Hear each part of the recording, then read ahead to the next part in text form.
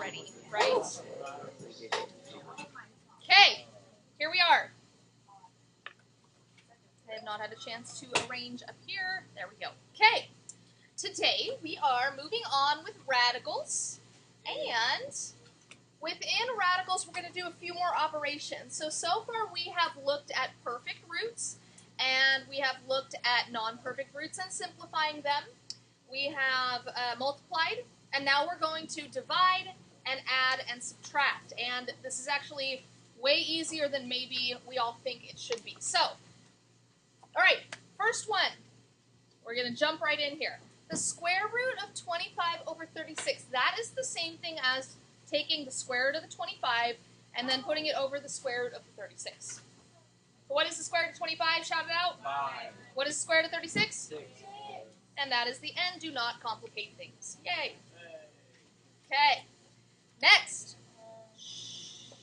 Cubic root of 1,000 over the cubic root of 27. So remember, cubic root means you're looking for a number that multiplies by itself 3 times to get the number underneath the radical. So we have 1,000 to deal with, and we have 27. So can anybody think of, for either of those, a number that you multiply by itself 3 times to get either one of them? Brandon? Good. 3 is on the bottom. Give it up for Brandon. And Lorenzo? 10. Everybody give it up for Lorenzo. Oh, my. Hey. Okay. Now, you always want to simplify as much as possible even after you've taken the roots. Okay, so there's nothing we can do to simplify that further, so we leave it alone. Same thing with, it's a little better, 10 over 3. You can't simplify that any further.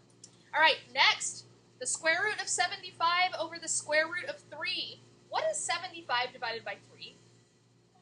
25. Excellent. Everybody give it up for Samantha. How'd she do that so fast? Because she's smart. She is smart. Yes, she's very smart. If you have 75 cents, that's good. 3/4. Okay, good. What is the square root of 25? 5. Don't overcomplicate these. So basically the rule is when you're multiplying and dividing, you can combine everything underneath the radicals together, and you can combine everything outside of the radicals. That is when you are multiplying and dividing, okay? Next one.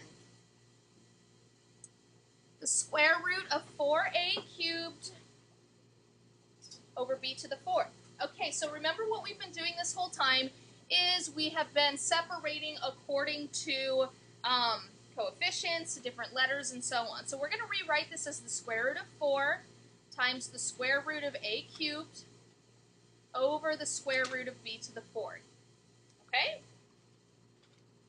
All right, now, we want to make sure that we're writing all of these in terms of perfect squares. Is there a perfect square root of 4? Yes. Okay. Is there a perfect square root of b to the 4th? What is it? B to the 2nd. Okay. Now, is there a perfect square root of a cubed? No. So what we want to do, let me write down what you all told me. Square root of 4 is 2. What we want to do is rewrite a cubed in terms of a times a to some other power so that we have a perfect square root.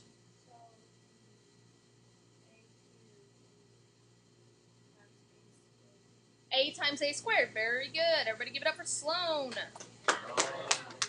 Okay? And you all told me a minute ago that the square root of b to the 4th is b squared. Remember the rule there is you take whatever this exponent is and divide it by the invisible 2 index, and that is how you get the square root. So let's just do a really quick review of that. If I have the cubic root of b to the 21st power, what is that? B to the 7th. Aiden, how'd you get that? Good. Okay, so everybody give it up for Aiden. We're going to do a bunch of these. Well, not a bunch, but a few at least. What he's doing is he's taking 21, dividing it by 3, and that's how he's getting this. All right, so let's do another one. This is a little side note here, because you're going to run into this a bunch. What if I ask you to find the square root of x to the 100th power? X to the what? So there's an invisible 2 here, right? So it's x to the what power? 50. 100 divided by 2 is 50, okay? Let's do, what if I ask you about the 5th root of x to the 30th 30th?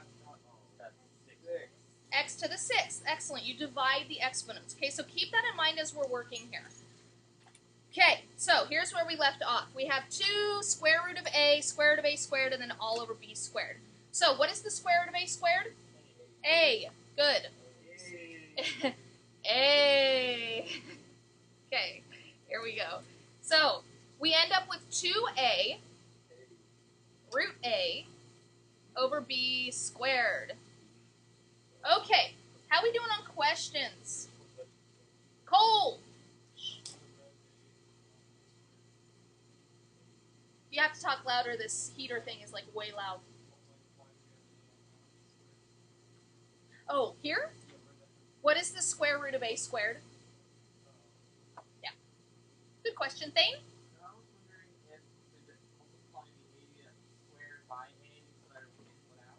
Right, exactly. Perfect. Okay, so we were looking to rewrite the a cubed.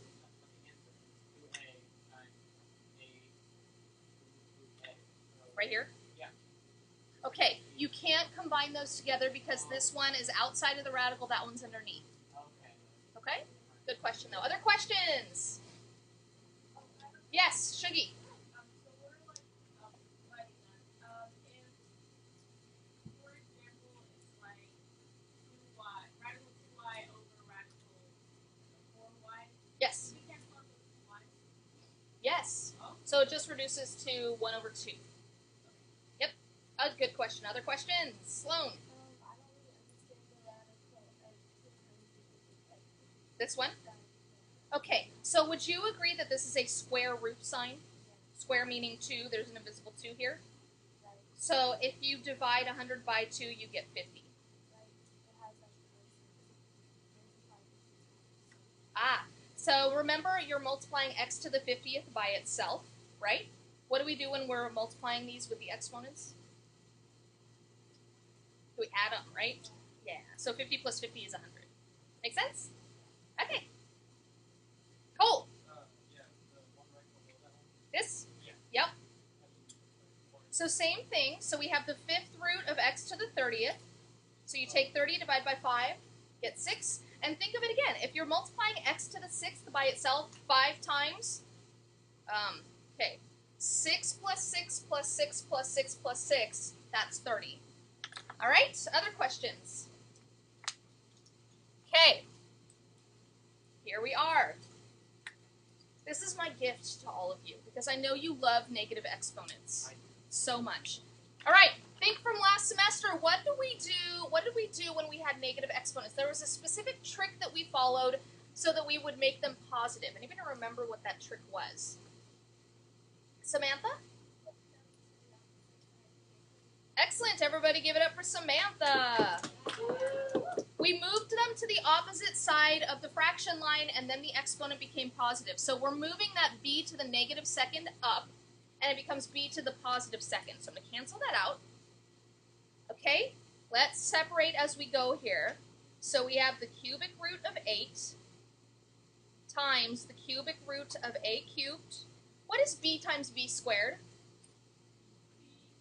B cubed, very good. And on the bottom, we have the cubic root of 27.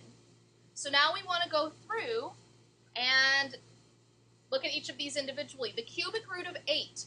So a number that we can multiply by itself 3 times to get 8 is what? 2. Excellent, okay?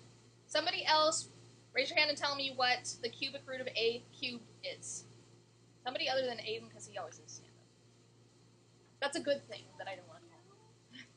What? Good, we have 2 up here. So, okay, let's do it this way. Somebody pick another one and tell me what the cubic root of either of any of these 3 are. All right, everybody give it up for Alyssa. The cubic root of a cubed is a. All right, next. We still have the cubic root of b cubed and the cubic root of 27. Everybody look at those. Tell me what you think one or the other is. Raise your hand when you have an idea about either of them. Desi. B. Everybody give it up for Desi. They really want to say A. Okay, the cubic root of 27. What's that? That's the only one we're left with. So what number can you multiply by itself 3 times to get 27? Liz. 3. Everybody give it up for Liz. Yay, and that is the answer. We are done. we doing? Sloan smells crab, butter, and lemon. I Swears to swear. Oh my.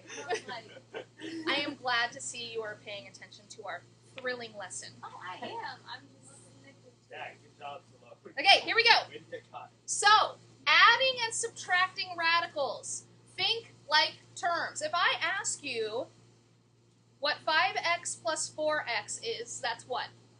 9x. We don't change the x, we just add the coefficients in front. So, same exact concept with radicals. If we have, let me cover this up. If we have 5 root 3's and we add 4 root 3's to them, how many root 3's do we have total? Everybody shout it out. 5 root 3's plus 4 root 3's is how many root 3's? 9 root 3. Cool. Everybody give it up for yourselves.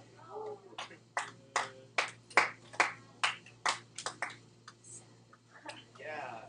That was just sad. Okay. Here we go. Ready? 2 root 3's. Oh, wait. Nope. 2. This one's hard to say. We'll see if I can say it anyways. All right. Ready? Here we go. This will be interesting. 2 cubic root of 7's plus 3 cubic root of 7's is how many cubic root of 7's? Aren't you supposed to subtract something first? Nope. Oh. Good. 2 plus 3 is 5. Vanessa, keep going. Good. Is how many? Cool. Everybody give it up for Vanessa. So, what she did is she said 2 plus 3 is 5 minus 1 is 4. Cubic root of 7's. All right. Very good. How are we doing on questions? So the thing is you have to have the same exact radical to be able to combine them together. Okay? You can't combine them unless they're the same exact thing. It's like trying to combine an x with an x squared. You can't add 1x plus 1x squared because they're not the exact same thing. So the question is, what do we do when we don't have the same thing underneath the radicals?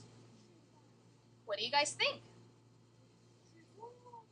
I think I heard Brandon say simplify. If he did, then that's awesome, and that's totally right. Everybody give it up for Brandon. Yeah.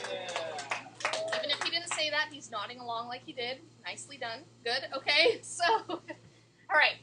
Now, simplify what? So we spent yesterday going through and simplifying radicals. Aiden? Good. How would we simplify radical 45?